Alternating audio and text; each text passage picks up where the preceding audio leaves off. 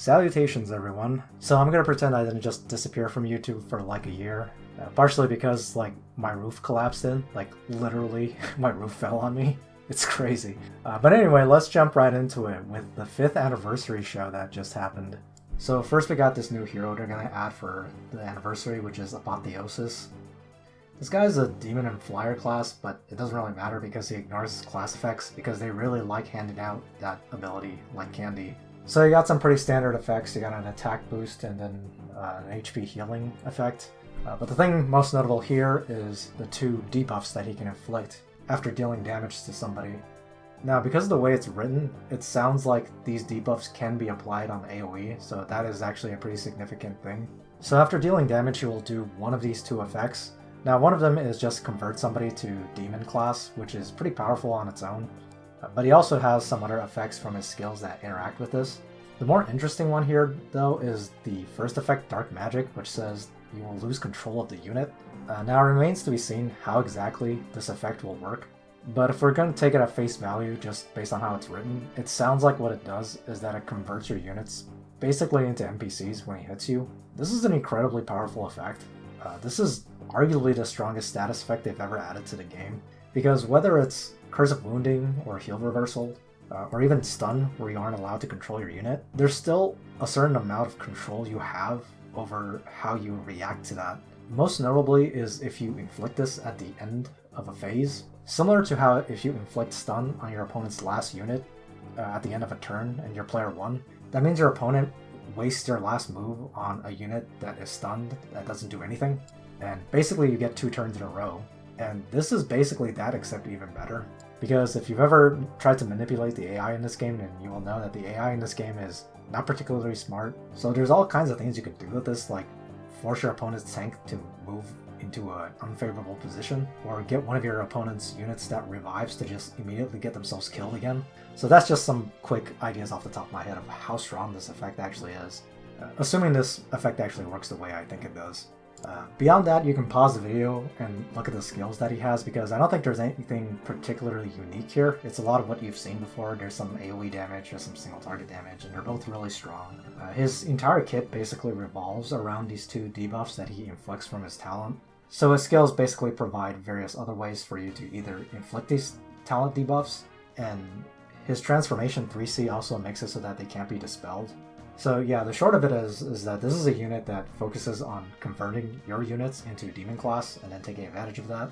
And he can also make you lose control of your units, all the while being a pretty strong AoE and single target damage dealer himself. And of course it's worth noting that just converting units into demon alone is already a pretty strong effect, because you can just combine it with a holy unit and do all kinds of shenanigans with it. I will say that his faction selection is not the strongest in the current meta, at least. Both the Dark and Mythic buffers are kind of outdated at this point. Legend's still holding on just because Landius is always relevant.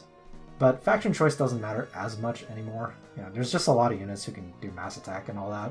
So yeah, that's all I gotta say about this guy until we get more details on how exactly his loss of control mechanic works. So next, of course, they announced the new SP unit. So by fairly popular demand, Bernhardt is getting an SP hero. So if you look through this guy's new talent, his new skills, and even his new class, which is Dragon class, basically what they did here is just they made Burn even more Burn, basically. They patched up a lot of the weaknesses that you would associate with Bernhardt for anybody who has experience using him. So usually with Bernhardt, the things that you immediately think of for his weaknesses is that he's elected the infantry class. He has some movement issues because he doesn't really have a move against skill, and he suffers from basically the 3 skill slot syndrome, where there's not enough slots for him to take advantage of his entire kit. So his SP talent and his SP skills basically fix all those things. So first you have Dragon class, which is probably the best class to be in the game right now. It doesn't have any class advantages or disadvantages, and it doesn't have a standard Judge Talisman accessory that can do extra damage to it. There is the Dragon Slayer Graham's Sword, but nobody really uses that anymore. His talent gives him Ignore Skill Cost. They really like handing that one out as well. The damage and the attack defense reduction aura from his talent haven't really changed. But what they did is that they added defense into his own boosts, which is really nice because he was already really tanky on the physical side. And the aura also now dispels one random buff on your enemies at end turn within its range. So like I said, the defense boost is just nice in general. He was already very tanky on the physical side, although some of the power creep was making it harder for him, but that in conjunction with him losing his cav disadvantage means he's a bigger defensive threat than ever. This Dispel aura also makes him really good for tank push, especially if it combines him with stuff like Rosenseal's faction buff. In a lot of tank push games, it's important to keep your buffs up, and Bernhardt is obviously going to make that really annoying for you. So that's the extent of his talent. Then you have his skills, which basically is another selection skill. So in addition to giving him a chivalry style skill here, which is a really big help for his movement issues, it also allows you to replace this skill with your choice of Sword Dance, Shield Bash, or a new skill called Underworld Conquest. And it also gives him Rupture as a buff. So basically what they've done here is by compressing basically all of his active skills into one single skill, as well as giving him the Rupture buff, you're not running into the obvious problem where you just run out of skill slots for him to deploy. So assuming you don't just double up on one of these skills, Sword Dance, Shield Bash, or Underworld Conquest, and Rupture as well, that basically leaves you with Hegemony and his guard skill, of course in addition to his 3C, which is his faction buff.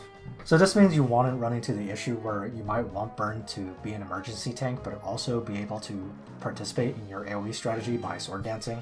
Essentially, this allows him to bring basically his entire kit at once, which is just really strong, right? Because that means he can be an off tank while also sword dancing, or even doing single target damage now because his new skill is a single target attack. So yeah, this is a really strong buff for Burn. I mean, Burn was already still pretty good. I mean, he was suffering from his low movement mostly, but they fixed that, and now they allow him to basically do all of the roles he want to do at once. And of course, the Empire faction is still really strong as well, so Burn fans rejoice. They also teased two other SP silhouettes, as you can see here. Popular guesses for the left one is Langford, and popular guess for the right one is Almeida. The latter I think is kind of a given at some point because we already got the SPs for both Matthew and Grenier, so Almeida being next is kind of obvious. And Langford is just one of those early SSRs that has never really had his time in the day, and he was always a really popular character anyway, so it would be very justified for Langford to get some love here. Moving on, we have a new mode here. There's really not a whole lot to say about this, but they also mentioned that you're going to be able to get Captain Jack as a playable character. I guess he's just really popular among some players. I'm not entirely sure if Captain Jack is going to be playable in every single mode, but I'm assuming he is.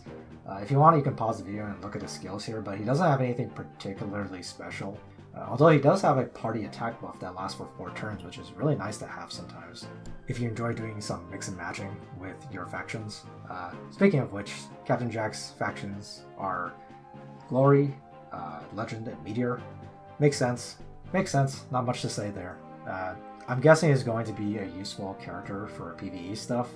Next, they talked a little bit about the upcoming story. They called it the Echo of Toywar. So one thing is that in the Chinese version, they do have a new section under Time Rifts, which is where this new story will take place as well. So for me personally, I'm actually pretty behind on playing the story, so I can't comment too much. I didn't really know entirely what they were talking about, but it does star Roland and Prisia, who are 2 of the newer characters that came out on Chinese server recently. And I'll probably make another video to talk about them and some of the newer characters. As is customary for a lot of these anniversary shows now, they talked about adding 10 new soldiers. So I've listed them out here. As you can see, they probably need somebody to spell check their English. I'm not going to make fun of them too much for that. I really shouldn't be casting stones when I make mistakes translating things all the time as well. But the first ones up are a demon soldier and a cavalry soldier. The demon soldier is a ranged tank. Not a whole lot to say there, I feel like. But the cavalry soldier is kind of interesting because it has a debuff aura, which I think is the first time they've ever added something like that to a soldier. Not only does this matter because it can affect a number of things like debuff dependent techs and all that, but it also means it probably stacks with a bunch of other defense reduction debuffs, which is very useful. And for the purposes of a offensive unit using this soldier, reducing the enemy's defense when you're trying to hit a tank is often much more useful than getting a bunch of extra attack. And I wouldn't be surprised if Bernhardt got these soldiers, which would be a pretty big deal because I assume that this aura would stack with his own aura. So yeah, just the fact that it's an aura does add an interesting aspect to this particular soldier. So let's just end this with a rapid fire mention of some of the other minor stuff they talked about. They're going to add 2 new floating city buildings, They're nothing particularly special. One of them just takes you to the model building mode, so there's really not a whole lot to say about that. And one of them sells previous event buildings in case you missed them. The latter is of course very useful to people who are joining back in after a long break from the game or just newer players, because there are a number of event buildings which I think are pretty important. If I'm not mistaken, the max stamina increase building actually is an event building, so if you missed out on that, that would have really sucked. They made some mention to potential quality of life changes. That's par for the course, I think. So another interesting thing they brought up is that they're going to do some hero redesigns. Now, they didn't really go into detail of what they meant by this, but they talked about how a lot of older characters are falling out of favor and they want to try to boost them up for players who still like those characters. Now, because they separated this part of the show so far from their SP Hero announcements, I'm assuming they meant something completely separate from SP Heroes. Just some kind of simple redesign of these heroes is what I'm assuming is going to happen, so basically just straight buffs. And they're actually going to be holding a community vote, but of course it's going to be for Chinese players. And the three that are going to be up for the vote are Imelda, Phrygia, and Varna. Now this is pretty cool because unlike some of the previous votes they've had in the past, they usually had like one character who was really obviously going to win alongside a bunch of other C-list characters. They didn't do that this time. I would say Phrygia has a pretty low chance of winning among these, but I would say Imelda and Varna are both about the same level of popularity from what I know. I'm gonna personally give the edge to Varna myself, but I'm actually not sure who would win in this vote. But yeah, if it's a way for some of the less popular units who didn't really have a chance to get an SP to get some love, that's actually pretty nice. As for newer characters upcoming, I mean, obviously they showed off a lot of OC Donut still characters, so as far as reincarnation goes, they did mention that they still want to add the missing characters, and they showed a silhouette of Ansel, Odilon, and Rona. However, the art silhouette was that of the original art and not like new unique art from Langrisser Mobile, so I don't know if they're gonna stick to that because, I mean, they've made announcements of a similar vein in the past and it took them a really long time before they added McLean and Ricky. In a related note, and simultaneously surprising and not surprising, is that they are looking to introduce Langrisser Millennium into the game. And okay, let's be honest, even amongst those of you who are longtime Langrisser fans, very few of you have ever played Langrisser Millennium, including myself. I've never played that game. It does have some very cool character designs which just scream 90s anime, so that's going to be kind of cool to see. I mean, they're pretty much running out of Langrisser characters to add, which is the issue here, right?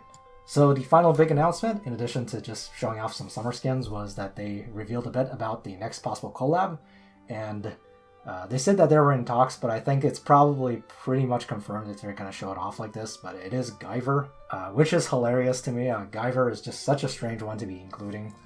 But then again, is it any stranger than, I guess, Roman Warriors or something? Anyway, there you guys go. Just a short video talking about the 5th anniversary real quick. So for anybody still watching, thank you for sticking around. Thank you for staying subscribed. I am aiming to start making videos again. There was a lot of stop and start with me trying to make videos and then I got busy again. But hopefully I can actually commit to it this time and just start small, make some simple videos. So I am actually going to try to make videos about a lot of what's been happening on the Chinese server. I'm probably not going to go like one by one and catch up on every single thing I haven't talked about because I think I've been away long enough that stuff that I didn't talk about became outdated already. So my next video is probably just going to be me catching up and talking about some of the most recent characters on the Chinese server. And of course, I am planning on updating the site soon as well. So again, thank you everyone for sticking around and thank you for watching. See you guys next time.